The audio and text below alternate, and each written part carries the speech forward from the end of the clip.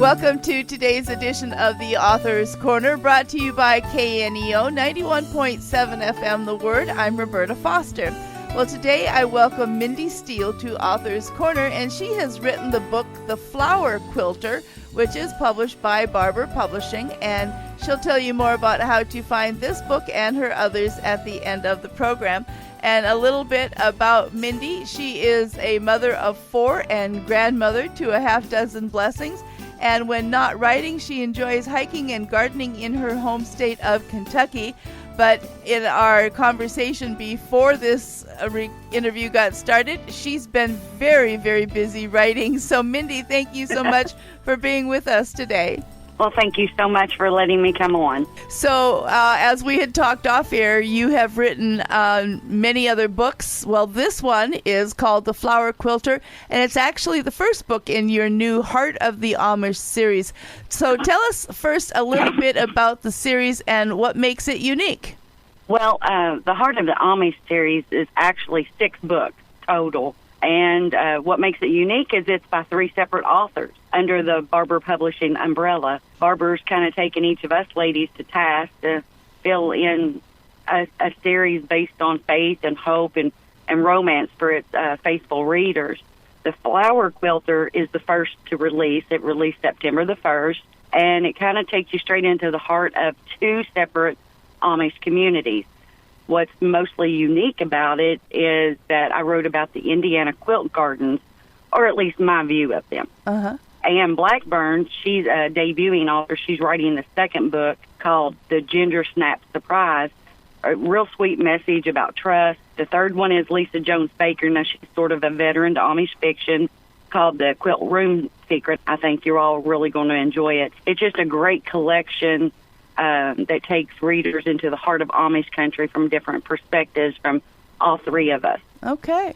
Why don't you give us a brief synopsis of your book, The Flower Quilter?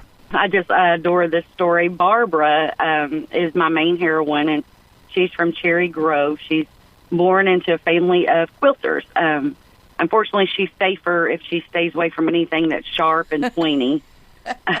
Her mother convinces her that she's sort of needed in Indiana, helping her aging grandparents, and she agrees to go. Unfortunately, that help is in a quilt shop. Her grandmother's quite famous in quilting and runs a quilt shop out of Shipshawana. And so, yeah, she kind of finds herself from one bad situation into another. So she's very uncomfortable among a very different community than the one she grew up in. All the buggies are different. You know, she's used to open buggies where they have soft top buggies. There's color everywhere. Many of the ladies in Old Order Amish up there are allowed to wear certain colors that she's never been allowed to. But she considers it just a summer, and she's just going to get through it the best she can so she can get home to Kentucky. We also have our hero, Melvin. He's kind of a moody, broody landscaper, but he's also the sole provider to his sister and niece, his widowed sister, actually. But then when his livelihood sort of gets threatened, it's Barbara's grandfather, who's a minister there, who sees how miserable his granddaughter is and how much he needs help, and convinces him to, you know, let her help him with his landscaping. And he's done something he's never before done. He accepts the help. And so I've kind of just thrown in 2 very different people and hoping to give everybody a great laugh and remind readers that, you know, God's promise of hope. And I've thrown in a whole bunch of really pretty flowers to keep you entertained. Well, all right. Well, I got a kick out of the writing in the back of your book. It says that Barbara was born into a family of quilters, but she would rather eat dirt than partake in another quilting frolic or sew on another binding. And so that was kind of a, I don't know what you call it in literature terms, but, you know, the fact that she'd rather eat dirt and she ends up playing with dirt, doesn't she? Exactly, yeah. It was a wonderful play on words, I would agree, because she would really rather eat dirt than sew. Is this your first book in writing about the Amish culture, or what kind of research did you have to do for this book? I'm not a total newbie to the Amish culture, as I live in an Amish community, and I have many wonderful Amish neighbors, and traveled and made many Amish friends along the way. But I have, like I said, a lot of Amish friends, and they've helped out tremendously in helping me know the differences between communities. Okay. As Amish readers know, you could go from one community to another, and some of the wording's different. You know, sometimes things are just a little different, but not much. But as far as the quilting and gardening, I grew up doing both. I did some research for my hallmark, the Amish flower farm, about greenhouses and flowers. Okay. But I used a lot of that knowledge, and then getting to know the area. My husband and I go to Shipshewana once a year, so getting to know the area was important. But I really didn't want to take away from the story that was in my head. Mm-hmm. So I made sure I learned more about the quilt gardens after I wrote the book, just to make sure it fell in correctly than I did beforehand, because I already had this vision in my head of this whole story, and I just didn't want anything to interfere with that. Interesting. Okay. Well, we're going to talk more about this garden quilting in just a moment. First, let me remind the listeners that I'm talking with Mindy Steele regarding her book, The Flower Quilter, which is published by Barbour Publishing, and you're listening to Author's Corner. I'm Roberta Foster. So tell us about this garden quilt. What exactly is it, and are they common amongst Amish communities? Well, actually, they're not very common, even though the Amish are very prolific about their gardening, their flower gardens. Anybody who drives past one of their parcels pretty much can tell that they upkeep very well. But garden quilting, I guess a little bit of history with it would be like as early as the 19th century.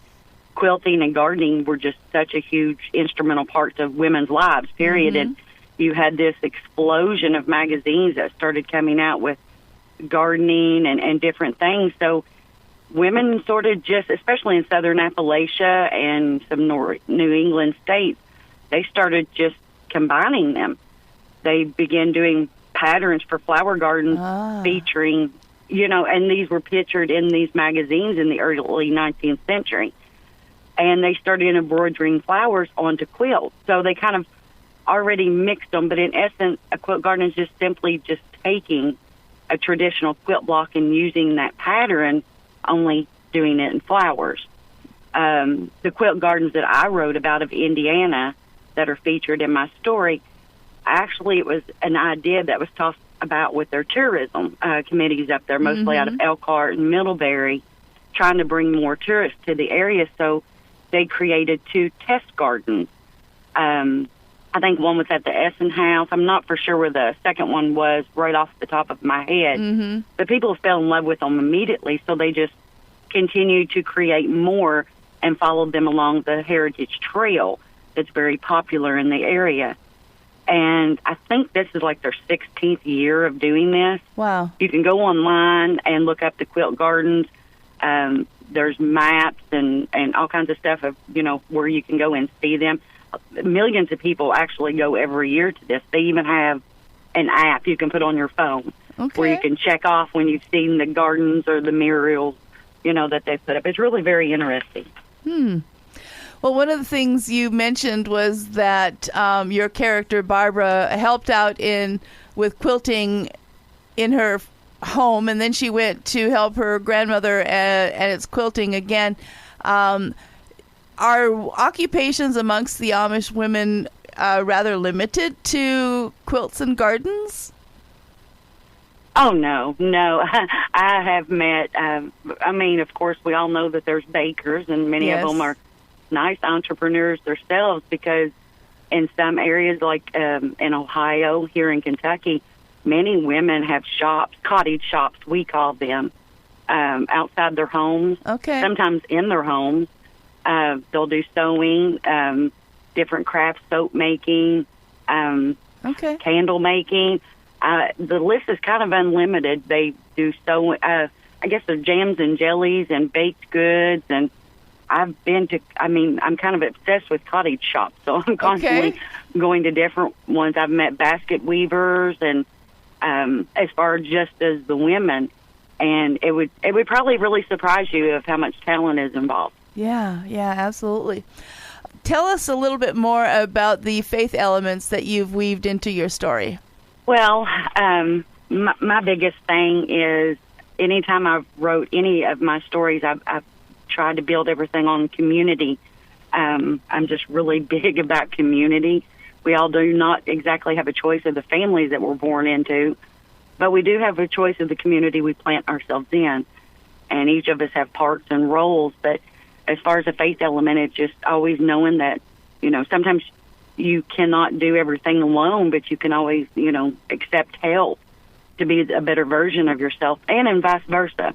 I just hope that the faith element is brought out in the writing. Tell us if there was something special about your characters that holds a special place in your heart. Well, that would be a toss-up. I kind of connected with Barbara where she didn't fit in. I'm not exactly one to fit the mold of my bloodline neither, but she wasn't so different from other women. She was just different from her own family, and that took her a little while to accept and understand.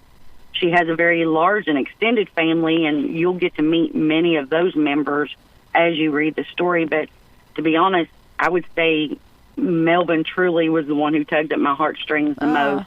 I felt his hurt. I felt his responsibilities, his wants, his wishes. I mean, he's raising a niece, as his own, because he doesn't believe he'll ever be a father. And he shoulders a lot and has a tendency to hold on to a lot of guilt, too, from his past.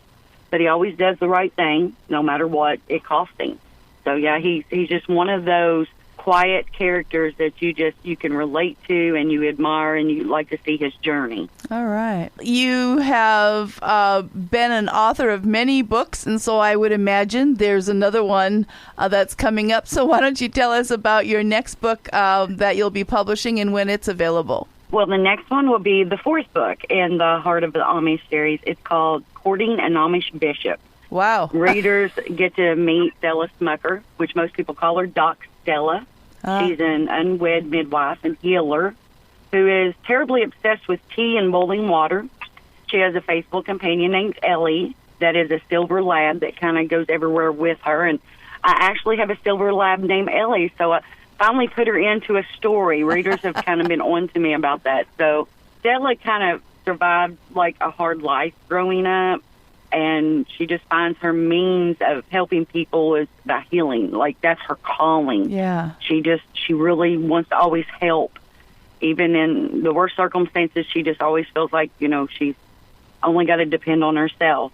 She also doesn't believe in love, and isn't even sure she knows what that means until she meets the bishop. Okay. Yeah. All and right. Simon Graber, Bishop Graber, he's kind of a man stuck between his roles, and he really hates tea, and he's not a fan of dogs.